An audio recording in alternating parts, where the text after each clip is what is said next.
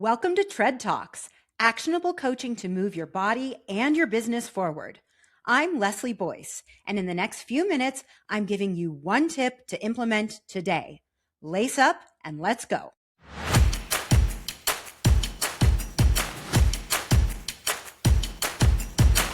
Have you ever pushed yourself in a workout even though you knew you shouldn't? The first time, you're fine. Maybe even the second. But each time you ignore that internal boundary, the line gets blurrier.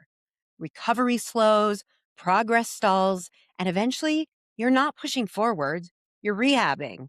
You end up rebuilding the very foundation you knew you should have protected in the first place. Business works the same way.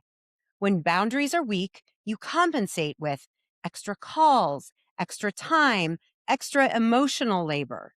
It looks generous, it feels productive, but it's unstable and it's unsustainable. Strong leadership isn't reactive. It's confident, clear, rooted in the willingness to say no. Your one tip: list 3 places you routinely overextend. Install one clear boundary this week that eliminates just one of them. That's your move for today. Whether you walked the dog or paced your office, some movement is better than no movement. Keep putting one foot in front of the other in both body and business. This was just a quick set.